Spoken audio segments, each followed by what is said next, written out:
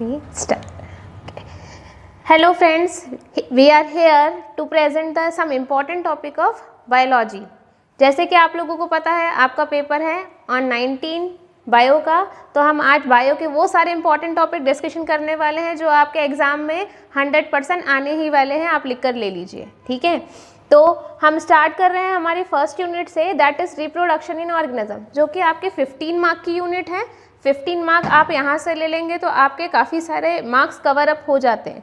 इस वाली यूनिट में हमारे 3 चैप्टर हैं, तो ये सारे 3 चैप्टर्स के इंपॉर्टेंट टॉपिक्स हैं, उसके बारे में हम यहाँ पर डिस्कशन करने वाले हैं। सबसे पहला जो है आपका chapter that is reproduction in flowering plants, sexual reproduction. तो पोलन ग्रेन वाला जो टॉपिक है वेरी आईएमपी, इसमें से आपको क्वेश्चन आता ही है। पोलन ग्रेन का स्ट्रक्चर, उसके लेयर्स, एक्साइन, इंटाइन किससे बने हुए होते हैं, स्पोरोपोलिन, पोलन एलर्जी क्या होती है, ये सारी चीज़ें इस वाले टॉपिक से आपसे पूछी जाती है। इसके बाद है गैमेटोजेनेसिस। 2 टाइप का गैमेटोजेनेसिस यहाँ पर आपने पढ़ा हुआ है, एक पढ़ा है मेगास्पोरोजेनेसिस, एक पढ़ा है माइक्रोस्पोरोजेनेसिस। मेगास्पोर का फॉर्मेशन कैसे होता है, माइक्रोस्पोर का फॉर्मेशन कैसे होता है। इसके बाद दूसरा है हमारा एम्ब्रियोसेक। तो एम्ब्रियोसेक का आपने स्ट्रक्चर पढ़ा होगा, 7 सेल्ड 8 न्यूक्लिएटेड स्टेज जो होती है। इसमें से आपको पूछा जाता है कि कितने सेल्स होते हैं, कितने न्यूक्लियस होते हैं, कौन से सेल कहाँ पर होते हैं, फीलीफॉर्म एपरेटस कहाँ होते हैं, ये सारी चीज़ें आपको एम्ब्रियोसेक के बारे में पढ़ना है। इसको 7 सेल्ड 8 न्यूक्लिएटेड स्टेज क्यों कहा जाता है, ये भी आपको पढ़ करके जाना है। इसके बाद नेक्स्ट है हमारा पॉलिनेटिंग एजेंट्स। पॉलिनेटिंग एजेंट्स में हमारे 2 टाइप के पॉलिनेटिंग एजेंट्स हैं, कौन कौन से, एबायोटिक और बायोटिक।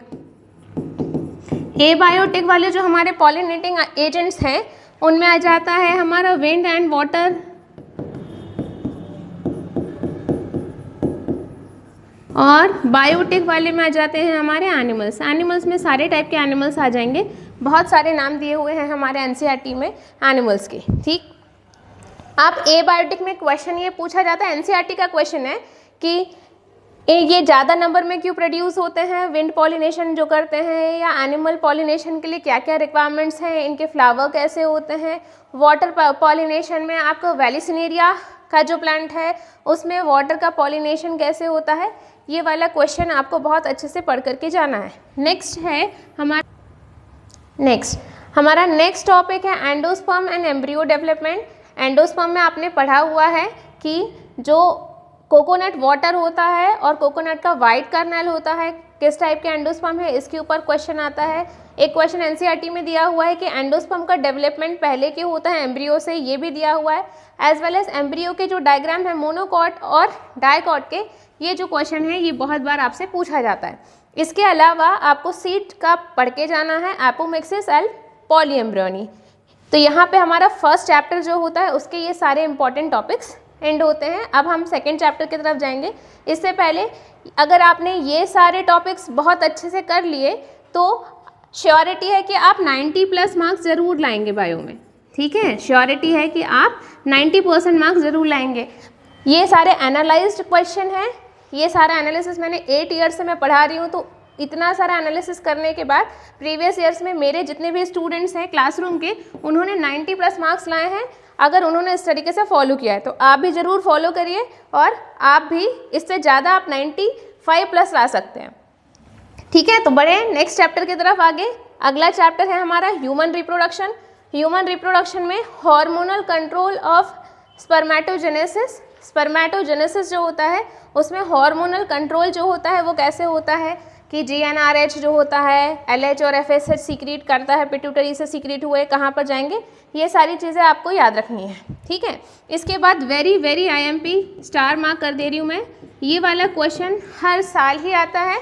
मेंस्ट्रुअल साइकिल के ऊपर आपको पूछा जाता है कि कौन कौन से फेजेस होते हैं। 3 मार्क या 5 मार्क आपके एकदम पक्के हैं, ये आना ही आना है। ऐसा कोई ईयर नहीं है, आप प्रीवियस ईयर के पेपर उठा के देख लीजिए जहाँ पर ये क्वेश्चन नहीं आया हुआ है, ठीक। तो मेंस्ट्रुअल साइकिल के ऊपर आपको डेज पूछे जाते हैं, कौन कौन से फेजेस होते हैं, हार्मोनल किस समय पे कौन सा हार्मोन कैसे वर्क कर रहा होता है, LH सर्ज क्या होता है, ये सारी चीज़ आपको ध्यान से पढ़ना है। इसके बाद embryo development, morula, blastula, gastrula stage क्या होती है, एम्ब्रियोनिक डेवलपमेंट में कौन कौन से हार्मोन स्पेसिफिकली सीक्रेट होते हैं, इसके अलावा कौन कौन से चीज़ें बनती हैं, जैसे प्लासेंटा का फॉर्मेशन होता है, ब्लास्टुला स्टेज में कौन कौन सी लेयर्स बनती हैं, ये सारी चीज़ें।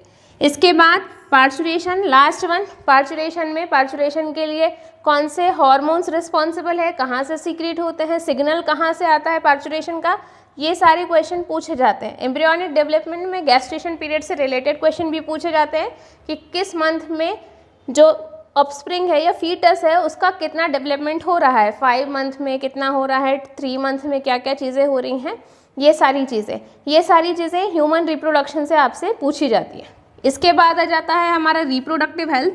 रिप्रोडक्टिव हेल्थ से 3 टॉपिक हमने यहाँ पर लिए हैं जो मोस्ट इम्पॉर्टेंट है, दैट इज़ आईयूडी।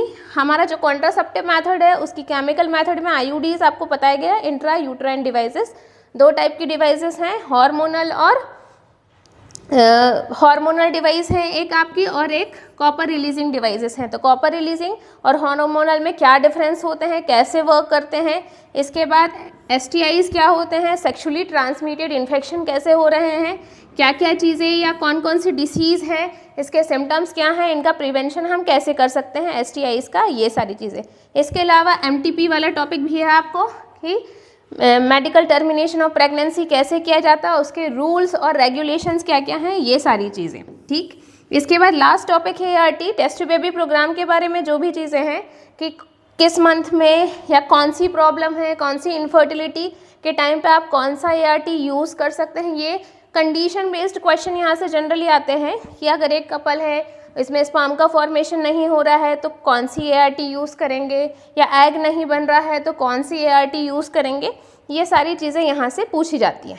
ठीक है, तो अगर आपने ये सारे टॉपिक्स कर लिए तो आपके 15 मार्क का पोर्शन जो हो जाता है पेपर से कवर हो जाता है। अब नेक्स्ट यूनिट की तरफ हम लोग आते हैं। नेक्स्ट यूनिट है हमारी जेनेटिक्स एंड इवोल्यूशन, जो कि सबसे ज़्यादा वेटेज वाली यूनिट है, 20 मार्क्स कैरी करती है। अगर आपने ये वाली यूनिट अच्छे से पढ़ ली तो आपके मार्क्स बहुत सारे गेन हो जाते हैं पेपर में। ठीक है, बहुत इंपॉर्टेंट यूनिट है। चलिए इसकी स्टार्ट करेंगे हम। पहला क्वेश्चन है इनकम्प्लीट डोमिनेंस का। इनकम्प्लीट डोमिनेंस के बारे में आपने पढ़ा हुआ है कि जो डॉग फ्लावर होता है उसमें इनकम्प्लीट डोमिनेंस होता है, मतलब यहाँ पे जीनोटिपिक और फिनोटिपिक रेशियो जो रहते हैं हमारे सेम रहते हैं, सेम रेशियो रहेगा। ठीक है, तो ये हो गया हमारा इनकम्प्लीट डोमिनेंस। इसके बाद linkage and recombination. Linkage and recombination वाले क्वेश्चन में से आपको लिंकेज क्या होता है, रिकॉम्बिनेशन की फ्रीक्वेंसी क्या होती है, एक आपको डायग्राम दिया है क्रोमोसोम वाला। क्रोमोसोम वाले डायग्राम में दिया है कि अगर रिकॉम्बिनेशन ज़्यादा होगा तो पेरेंटल कैरेक्टर ज़्यादा होंगे या नॉन पेरेंटल कैरेक्टर ज़्यादा होंगे। ये सारी चीज़ें जो है यहाँ वाले टॉपिक से हमसे पूछी जाती है। इसके बाद नेक्स्ट है सेक्स डिटर्मिनेशन। सेक्स डिटर्मिनेशन हमको 4 टाइप का दिया हुआ है, एक एक्सओ टाइप सेक्स डिटर्मिनेशन, एक मेल हेट्रोगेमेटी, एक फीमेल हेट्रोगेमेटी। मेल हेट्रोगेमेटी जो होती है वो होती है ह्यूमन बींग्स में और ड्रोसोफिला में। फीमेल हेट्रोगेमेटी जो होती है वो बर्ड्स में होती है, और एक्सो टाइप ऑफ सेक्स डिटर्मिनेशन जो होता है वो ग्रास ऊपर में होता है। तो ये सारे जो टॉपिक्स हैं यहाँ से पूछे जाते हैं कि किस में किस तरीके का सेक्स डिटर्मिनेशन होता है, कि ड्रोसोफिला में कैसे होगा। और सबसे इम्पॉर्टेंट यहाँ पे जो हमसे एक डिफरेंट टाइप का दिया हुआ है वो दिया है हनी बी का, कि हनी बी का जो सेक्स डिटर्मिनेशन होता है वो कैसे होता है।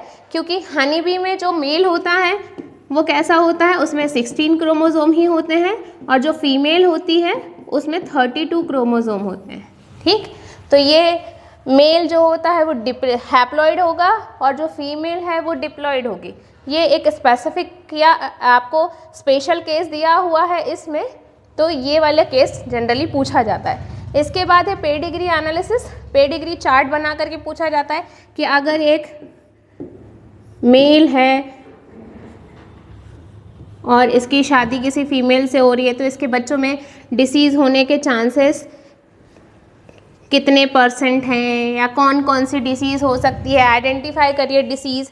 तो जनरली हम मेंडेलियन डिसीज़ेस को आइडेंटिफाई करने के लिए पेडिग्री का यूज़ करते हैं। आपसे कई बार सिंबल भी पूछ लिए जाते हैं या पूछा जाता है कि डिसीज़ डोमिनेंट है या रेसेसिव है। ठीक है, तो ये सारी चीज़ें आपको पेडिग्री एनालिसिस में पढ़ना है। इसमें से भी क्वेश्चन आता है, लास्ट ईयर भी पेडिग्री एनालिसिस का एक क्वेश्चन आया था। इसके बाद नेक्स्ट है मेंडेलियन डिसऑर्डर्स। मेंडेलियन डिसऑर्डर्स में से कोई भी आपको डिसऑर्डर दे करके उसके बारे में पूछा जा सकता है, जैसे कि सिकल सेल एनीमिया, ठीक है, हीमोफीलिया, फिनाइलकीटोनुरिया, थैलेसीमिया। कंपेयर करने के लिए पूछा जाता है थैलेसीमिया और सिकल सेल एनीमिया को। तो कंपैरिजन आपको याद रखना है कि कौन सी डिसीज़ क्वालिटेटिव है और कौन सी डिसीज़ क्वांटिटेटिव है, ठीक। इसके बाद है क्रोमोसोमल डिसऑर्डर। क्रोमोसोमल डिसऑर्डर में हमारे पास 3 ही डिसऑर्डर्स हैं, Down syndrome, Klinefelter syndrome and Turner syndrome. किस में कौन सी कंडीशन होती है, ट्राइजोमी किस में है, मोनोजोमी किस में है, ये जो डिसीजेस हैं इनके सिम्टम्स क्या क्या होते हैं, ये सारी चीज़ें आपको याद रखना है, इससे रिलेटेड क्वेश्चन आता है, ठीक। यहाँ पे हमारी चैप्टर जो है 4 वो कंप्लीट हो गया। अब हम आ जाते हैं चैप्टर 5 में। चैप्टर 5 में पहला है आपका हार्शे और चेज एक्सपेरिमेंट। हार्शे चेज ने एक्सपेरिमेंट किया था ये प्रूव करने के लिए कि DNA is a genetic material. तो डीएनए कैसे जेनेटिक मटेरियल है, इससे रिलेटेड एक्सपेरिमेंट करने के लिए उन्होंने रेडियो एक्टिव आइसोटोप्स लिए थे, किस किस के, सल्फर का और फॉस्फोरस का। तो ये सारा एक्सपेरिमेंट उन्होंने कैसे किया था, एक्सपेरिमेंट पे बेस्ड क्वेश्चन पूछे जाते हैं। इसके बाद दूसरा एक्सपेरिमेंट है हमारा Meselson and stalls experiment. Meselson और स्टॉल ने भी एक्सपेरिमेंट किया था ये पता करने के लिए कि जो डीएनए का रेप्लिकेशन होता है वो सेमी कंजर्वेटिव होता है। तो सेमी कंजर्वेटिव डीएनए रेप्लिकेशन कैसे होता है, मतलब अगर मान लीजिए ये क्या है, एक डीएनए है, अगर ये 2 डीएनए बनाएगा तो इसके एक एक जो स्ट्रैंड है वो पेरेंट से आते हैं, मतलब यहाँ से आ जाएंगे, और ये नया वाला जो स्ट्रैंड है ये खुद से सिंथेसाइज करता है। तो ऐसे कॉपी करके 2 डीएनए बनते हैं। ये वाला एक्सपेरिमेंट मेसेल्सन और स्टॉल ने किया था by using heavy isotopes of nitrogen. ये आपको बताना है इसके थ्रू। इसके बाद तीनों प्रोसेस हैं आपके, ट्रांसक्रिप्शन, ट्रांसलेशन एंड रेप्लिकेशन। तो ज़्यादातर क्वेश्चन ट्रांसक्रिप्शन से पूछे जाते हैं, रेप्लिकेशन से भी कभी कभी क्वेश्चन आ जाता है, ठीक है। तो ट्रांसक्रिप्शन में आपको याद रखना है कि ट्रांसक्रिप्शन में क्या क्या चीज़ें इंपॉर्टेंट है, कि ट्रांसक्रिप्शन कहाँ होता है, प्रोसेस क्या क्या होती है, आरएनए कहाँ बनता है, प्रोकैरियोट्स में कैसे होता है, यूकैरियोट्स में कैसे होता है, ये सारी चीज़ें। इसके बाद फंक्शन याद रखने हैं आरएनए के। टाइप्स ऑफ आरएनए, 3 टाइप के आरएनए होते हैं। एक हो गया आपका टीआरएनए। नेक्स्ट क्वेश्चन है हमारा types of RNA. Types 3 type के आरएनए हैं, टीआरएनए, आरआरएनए और एमआरएनए। टीआरएनए को अडेप्टर मॉलिक्यूल क्यों कहा जाता है, आरआरएनए कहाँ पर काम करता है, और एमआरएनए जो है मैसेंजर आरएनए है, कैसे जाता है, स्प्लाइसिंग, कैपिंग, टेलिंग, ये सारी प्रोसेस इसमें कैसे होती है, ये सारी चीज़ें हमको याद रखना है। नेक्स्ट है हमारा जेनेटिक कोड। जेनेटिक कोड जो होते हैं उनके कैरेक्टरिस्टिक बेसिकली याद रखना है, वेरी वेरी इंपॉर्टेंट, कि जेनेटिक कोड के कैरेक्टरिस्टिक क्या क्या हैं। पहली चीज़ ये ट्रिपलेट होते हैं, टोटल 64 कोडन होते हैं, जिसमें से 61 बस जो हैं वो काम के हैं, 3 जो होते हैं नॉनसेंस कोडन हैं, वो कौन से हैं आपको याद रखना है। इसके बाद ये यूनिवर्सल होते हैं, बैक्टीरिया को छोड़ करके, कुछ बैक्टीरिया में ही नहीं होते हैं, बाकी सब में यूनिवर्सल है। इसके बाद नेक्स्ट के डीजेनरेट कब होते हैं, या फिर जो इनिशिएशन कोडन कौन सा है, AUG, या कौन कौन सी चीज़ें हैं, ये आपको जेनेटिक कोड के कैरेक्टरिस्टिक बेसिकली पढ़ना है, ठीक है।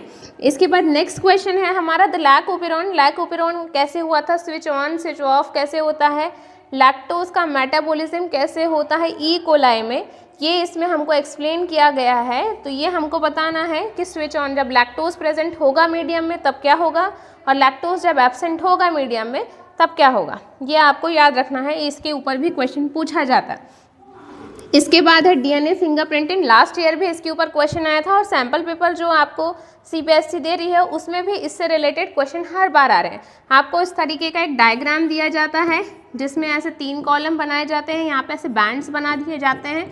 आपको करना होता है कि ये चाइल्ड का है, ये मदर का है, ये फादर का है, तो इसके रियल पेरेंट्स कौन से हैं ये आपको आइडेंटिफाई करने के लिए इस तरीके के क्वेश्चन आजकल ज़्यादातर आ रहे हैं। तो डीएनए फिंगरप्रिंटिंग में से ये क्वेश्चन आपको इस तरीके का क्वेश्चन याद करना है जैसा NCERT में डायग्राम दिया हुआ है यहाँ पर। इसके बाद हमारा लास्ट टॉपिक है इवोल्यूशन। इवोल्यूशन जो है इसमें मिलर्स एक्सपेरिमेंट ज़्यादातर पूछा जाता है। आपको बहुत सारे साइंटिस्ट के एक्सपेरिमेंट दिए हुए हैं, मिलर ने कैसे काम किया था, डायग्राम कैसा है उसका, ये सारी चीज़ें आपको पढ़ना है। इसके बाद अडप्टिव रेडिएशन जो होती है, ठीक है, डार्विन फिंचेस या जो डार्विन ने जो भी काम किया था कि फिंच ने उनका बीक साइज कैसे चेंज हुआ, क्या क्या स्ट्रैटेजी अपनाई उन्होंने या क्या चीज़ें हुई, ये सारी चीज़ें अडेप्टिव रेडिएशन में पढ़ना है डेफिनेशन के साथ में, एग्जाम्पल भी। इसके बाद वेरी वेरी इंपॉर्टेंट क्वेश्चन है हमारा ये हार्डी वेनबर्ग इक्विलिब्रियम या प्रिंसिपल।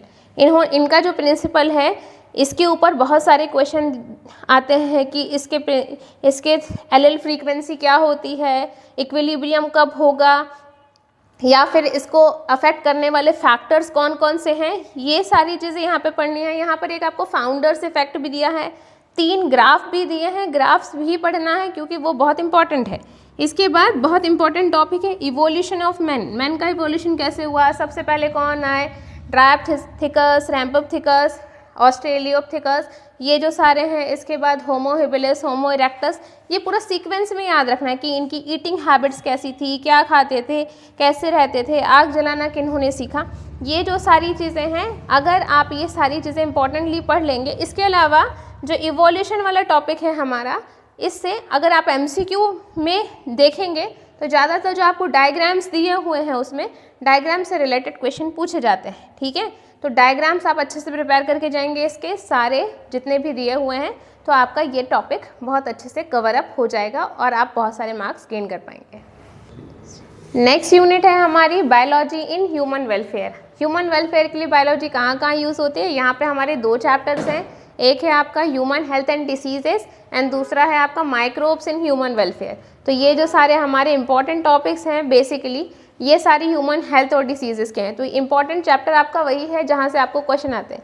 जितने भी सारे डिसीजेस हैं उनका नाम और उनके पैथोजन आपको याद रखने हैं, एज वेल एज सिम्टम्स, जैसे अमीबियासिस हो गया, इसके अलावा आपका क्या हो गया, कौन सा टेस्ट किया जाता है टाइफॉइड के लिए, और इम्यूनिटी क्या होती है, इम्यूनिटी के बैरियर्स कौन कौन से हैं। इसके बाद इम्यूनिटी के बैरियर के अलावा कौन कौन सी एक्टिव इम्यूनिटी, पैसिव इम्यूनिटी कौन कौन सी होती है, एग्जाम्पल्स इनके। इसके बाद इम्यून सिस्टम जो है हमारा, उसके ऑर्गन कौन से हैं, लिम्फॉइड ऑर्गन, प्राइमरी और सेकेंडरी, इसके ऊपर क्वेश्चन आता है। लास्ट ईयर भी इसी के ऊपर क्वेश्चन आया था कि लिम्फॉइड ऑर्गन कौन कौन से होते हैं और कौन सा लिम्फॉइड ऑर्गन क्या काम करता है, ठीक। इसके अलावा मलेरिया वाला जो क्वेश्चन है, मलेरिया का आपको एक जो पूरा डायग्राम दिया हुआ है कि मलेरिया में जो प्लाज्मोडियम है उसका लाइफ साइकिल कैसे होता है, मच्छर में कैसा लाइफ साइकिल है और ह्यूमंस में कैसा है, मच्छर में कौन सा रिप्रोडक्शन हो रहा है, सेक्सुअल या एसेक्सुअल, और ह्यूमंस में कौन सा रिप्रोडक्शन हो रहा है। तो ह्यूमंस में एसेक्सुअल रिप्रोडक्शन होता है और मस्कीटो में सेक्सुअल रिप्रोडक्शन। तो ये पूरा लाइफस्टाइल आपको याद रखना है। इसके बाद 3 टाइप के आपको मलेरिया दिए हुए हैं या 3 टाइप के प्लाज्मोडियम दिए हुए हैं, उनके बेसिस पे याद रखना है। हीमोजोइन के बारे में याद रखना है। ये सारी चीज़ें मलेरिया वाले टॉपिक से हमसे पूछी जाती है। इसके बाद है AIDS, very important topic. AIDS के ऊपर भी most of the time question आता ही है। तो आपको एड्स में क्या क्या याद रखना है, इसमें भी लाइफ साइकिल कि लाइफ साइकिल याद रखना है कि जो HIV है वो सबसे पहले एंट्री कौन से सेल में करता है, अपना नंबर कैसे मल्टीप्लाई करता है, फिर किस सेल में जा करके उसको इफेक्ट करता है या उसको किल करता है। ये जो सारी चीज़ें हैं एड्स वाले टॉपिक से ज़्यादातर पूछी जाती हैं। इसके कौन कौन से ऑर्गेनाइजेशन काम कर रहे हैं, कैसे हम प्रिवेंट करेंगे, प्रिवेंशन से रिलेटेड क्वेश्चंस। इसके बाद कैंसर, कैंसर में आपसे पूछा जाता है कि 2 टाइप के ट्यूमर होते हैं, मैलिग्नेंट ट्यूमर, बेनाइन ट्यूमर। ये ट्यूमर का टाइप्स क्या हैं, कैंसरस सेल की प्रॉपर्टीज़ क्या क्या होती हैं, आप इनको डायग्नोस कैसे कर सकते हैं। अलग अलग कैंसर के लिए अलग अलग डायग्नोसिस दिया है, जैसे CT स्कैन हो गया, MRI हो गया, बायोप्सी हो गया, ये जो सारी चीज़ें हैं। इसके अलावा इसका ट्रीटमेंट कैसे किया जाता है, हमको 4 टाइप के ट्रीटमेंट दिए हैं, chemotherapy, radiotherapy, immunotherapy and surgery. तो ये सारी चीज़ें हमको यहाँ से पढ़ के जाना है। इसके बाद जो प्रोटो ऑन्कोजीन और ऑन्कोजीन रिलेटेड जो टॉपिक है वो भी आपको यहाँ पे इंपॉर्टेंटली पढ़ना है, उससे क्वेश्चन पूछा जाता है। इसके बाद ड्रग्स के ऊपर भी क्वेश्चन हर साल ही आता है। आपको 3 टाइप के ड्रग्स पढ़ के जाना है। कौन कौन सी चीज़ें हैं आपकी, हीरोइन, कोकेन, ओपियोइड्स जो दिए हैं, हीरोइन उसमें जो दिया हुआ है। इसके बाद आपका है कैनाबिनॉइड्स, चरस गांजा जिसमें आपको आता है। इसके बाद है आपका कोकेन, ठीक है। ये सारे का सोर्स प्लांट क्या है, किस प्लांट से ये एक्सट्रैक्ट किए जाते हैं, इसके अलावा हमारे बॉडी के किस ऑर्गन में इफ़ेक्ट डालते हैं और इनका इफ़ेक्ट क्या क्या होगा, ये सारी चीज़ें इसके क्या कहना चाहिए, बाइंडिंग कहाँ पर होती है हमारे बॉडी में, ये सारी चीज़। इसके बाद सीवेज ट्रीटमेंट, प्राइमरी और सेकेंडरी ट्रीटमेंट कैसे होता है, इफ्लुएंट कहाँ से आता है, ठीक है। मोस्ट इंपॉर्टेंट सेकेंडरी ट्रीटमेंट पूछा जाता है क्योंकि वो बायोलॉजिकल ट्रीटमेंट होता है, तो फ्लॉक्स का फॉर्मेशन कैसे हो रहा है, बैक्टीरिया कैसे किल हो रहे हैं, पानी को साफ करके हम पीने के लिए कैसे यूज़ कर सकते हैं, Ganga action plan, Yamuna action plan, पानी को साफ करने के लिए कौन कौन सी नदियों में ये चीज़ें अप्लाई की गई हैं, ये सारी चीज़ें। लास्ट थिंग है यहाँ पर बायो कंट्रोल एजेंट। कौन कौन से बायो कंट्रोल एजेंट्स हैं यहाँ पर, मतलब कि कौन कौन से लिविंग ऑर्गेनिज्म की हेल्प से हम पोल्यूशन को कम कर सकते हैं, या एक प्रकार से इंसेक्टिसाइड के रूप में या फर्टिलाइज़र के रूप में किस किस को यूज़ कर सकते हैं, वो सब आ जाएंगे हमारे काय में बायो कंट्रोल एजेंट में, ठीक है। हमारी नेक्स्ट यूनिट है बायोटेक्नोलॉजी, जो कि 12 मार्क की है।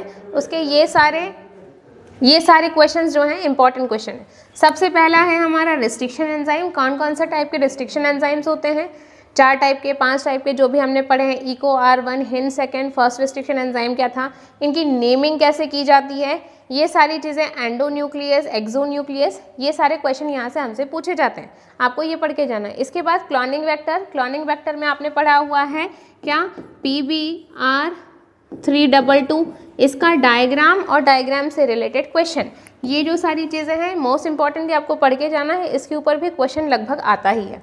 इसके बाद है जेल इलेक्ट्रोफोरेसिस। अगरोस जेल इलेक्ट्रोफोरेसिस कैसे किया जाता है, कौन सा जेल यूज़ किया जाता है, इल्यूजन क्या होता है, कैसे सेपरेट किया जाएगा, किससे स्टेनिंग की जाती है, कौन से केमिकल से, ये सारी चीज़ें हमसे पूछी जाती है। Positive electrode, negative. यहाँ पर इंपॉर्टेंट क्वेश्चन हमसे ये पूछा जाता है कि डीएनए को किस बेसिस पे हम सेपरेट करते हैं, तो यहाँ पे हम डीएनए को सेपरेट करते हैं on the basis of their size, not charge, ठीक।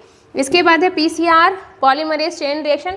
ये भी बहुत इंपॉर्टेंट क्वेश्चन है, ये भी हर बार ही आता है। पीसीआर, पॉलीमरेज चेन रिएक्शन जो है डीएनए को एम्पलीफाई करने के लिए यूज़ की जाती है। बहुत सारे कॉपीज़ करना है अगर हमको डीएनए की, तो उसके लिए हम पीसीआर का यूज़ करते हैं, ठीक।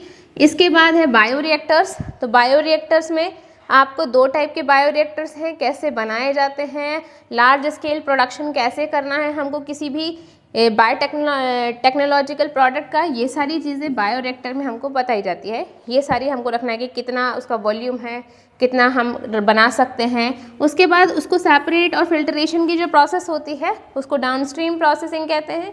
तो डाउनस्ट्रीम प्रोसेसिंग कैसे की जाएगी, कहाँ पर की जाएगी, ये सारी चीज़ें, उसको अथॉरिटी कौन देता है, कैसे कंप्लीट होगा, ये सारी चीज़ें डाउनस्ट्रीम प्रोसेसिंग में आ जाती है।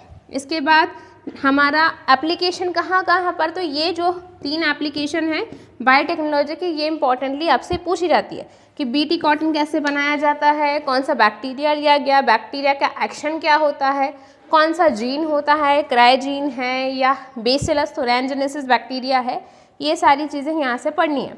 इसके बाद अगला है हमारा जीन थेरेपी, ठीक है। जीन थेरेपी सबसे पहले कहाँ की गई थी, किस डिसीज़ के लिए की गई थी, एडिनोसाइन डायअमीनेज डिफिशियंसी के लिए की गई थी, 4 साल की बच्चे के ऊपर की गई थी, कौन कौन सा ट्रीटमेंट हैं और उसके लिए, और ये बार बार क्यों करना होता है, ये सारी चीज़ें हमको यहाँ से इंपॉर्टेंटली याद करना है। इसके बाद ह्यूमिलिन या ह्यूमन इंसुलिन जो है एली लिली कंपनी ने जो 1983 में बनाई थी सबसे पहले, वो कैसे बनाई थी और क्या क्या प्रॉब्लम्स आई थी उनको बनाने के लिए, ये सारी चीज़ें हमसे पूछी जाती। इसके बाद बायोपायरेसी की कौन कौन से प्रॉब्लम्स आए हमको अपने किसी चीज़ को, कि पेटेंटिंग कैसे होती है, बासमती राइस से रिलेटेड चीज़ें आपको दी गई है पूरा, कि बासमती राइस का पेटेंटिंग अमेरिका वालों ने कैसे करवा लिया या कैसे ले ली गई, ये जो सारी चीज़ें हैं यहाँ से इम्पॉर्टेंटली आपको पढ़ना है। इसके बाद हमारी last unit that is ecology, ठीक है। ये कम मार्क्स की यूनिट है पर बहुत सारे छोटे छोटे एग्जाम्पल बेस्ड क्वेश्चन आते हैं यहाँ पे, तो आपको बहुत स्किप नहीं करना है। भले 10 मार्क की ही यूनिट है पर इम्पॉर्टेंट चीज़ें हैं जो आपके मार्क्स गेन करने में आपकी हेल्प करेगी ही। सबसे इम्पॉर्टेंट चीज़ होगी पॉपुलेशन ग्रोथ कर्व। 2 टाइप के कर्व हमने पढ़े हुए हैं, एक है हमारा जे शेप वाला कर्व और एक है एस शेप वाला curve, exponential growth curve and logistic growth curve. ये दोनों के इक्वेशन के साथ में क्वेश्चन आता है, ये आपको ध्यान रखना है। इसके बाद जो पॉपुलेशन इंटरेक्शन है, इंटरेक्शन किस किस का होता है, इंटरेक्शन वाले आपको सारे एग्जाम्पल्स याद रखना है कि प्रेडेशन में कौन कौन से एग्जाम्पल हैं, कंपटीशन में कौन कौन से एग्जाम्पल हैं, ठीक है। जैसे कि कंपटीशन का एग्जांपल अगर हम लोग देखें तो कहाँ कहाँ पे होगा, कॉम्पिटिटिव रिलीज क्या होता है, रिसोर्स पार्टिशनिंग क्या होता है, जो अलग अलग से टर्म है ये आपको यहाँ से पढ़ के जाना है, ये सेपरेट करके आपसे क्वेश्चन पूछे जाते हैं, ठीक है। इसके बाद डिकम्पोजिशन का जो 5 स्टेप प्रोसेस है कैसे होता है, क्या साथ में होते हैं, डिकम्पोजिशन के लिए कौन से मटेरियल्स रिक्वायर्ड होते हैं, ये जो सारी चीज़ है ये आपको डिकम्पोजिशन में पढ़ना है, ठीक है। इसके अलावा यहाँ पे हमको फूड चेन वाला टॉपिक भी इम्पोर्टेंट पूछा जाता है, ठीक है, कि अगर ये फूड चेन है तो एनर्जी का ट्रांसफ़र कैसे होगा, या फूड चेन बनाओ, या ट्रॉफिक लेवल कौन सा है, ये सारी चीज़। इसके बाद ecological pyramids very very important, ठीक है। 3 टाइप के पिरामिड होते हैं, ये पिरामिड का फॉर्मेशन कैसे हो रहा है, ये सारी चीज़ें आपको पढ़ना है कि इनका फॉर्मेशन कैसे हो रहा है और हम इनको कैसे जो pyramid of energy, pyramid of biomass and pyramid of number, ठीक है, कौन सा इन्वर्टेड है, कौन सा इरेक्ट है, ये आपको बताना है, यहाँ पे ये क्वेश्चन पूछा जाता है। इसके बाद पैटर्न ऑफ बायोडाइवर्सिटी से क्वेश्चन आता है। एक आता है आपके कौन कौन से ग्रेडियंट है, लैटिट्यूडनल ग्रेडियंट्स, तो आपको याद रखना है कि जैसे जैसे हम इक्वेटर से पोल के तरफ जाते हैं तो बायोडाइवर्सिटी क्या होती है, डिक्रीज होती है। इसके बाद दूसरा आपको यहाँ पर भी एक और ग्राफ दिया हुआ है पॉपुलेशन या बायोडाइवर्सिटी के पैटर्न का। कौन सा वाला ग्राफ दिया है आपको, कि जो अलेक्जेंडर हम्बोल्ट ने दिया था कि जैसे जैसे हम एरिया बढ़ाते हैं तो पॉपुलेशन भी बढ़ता है, but up to a certain limit. ऐसा नहीं है कि एरिया बढ़ते जा रहा है तो पॉपुलेशन भी बढ़ते जाएगा, एक सर्टेन लिमिट में आके वो क्या हो जाएगा, पॉज हो जाएगा। ये यहाँ से ये जो ग्राफ वाला क्वेश्चन है वेरी इंपॉर्टेंट, आपको पढ़ के आना है। इसके बाद है causes of biodiversity losses, biodiversity को लॉस कैसे हो रहा है, कौन कौन से कॉजेस हैं, फ्रेगमेंटेशन। इसके बीच बीच में जो छोटे छोटे एग्जाम्पल्स दिए हुए हैं उस पर बेस्ड क्वेश्चन आते हैं, तो आपको थॉरोली पढ़ना ज़रूरी है। एक बार एनसीईआरटी रीड करके जरूर जाए, आपके पास सफिशिएंट टाइम है कि आप एक बार एनसीईआरटी पढ़ सकते हैं, क्योंकि अंदर से क्वेश्चन आते हैं तो वो उसके लिए एनसीईआरटी पढ़ना ज़रूरी।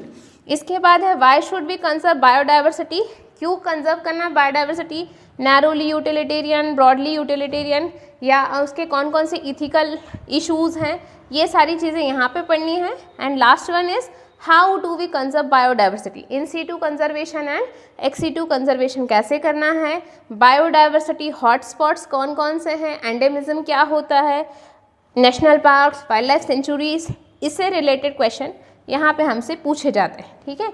तो ये सारी चीज़ें आपको पढ़ना है, ये सारी चीज़ें पढ़ लेंगे तो आपके मार्क्स 90+ गारंटी से आएंगे, ठीक है। All the best.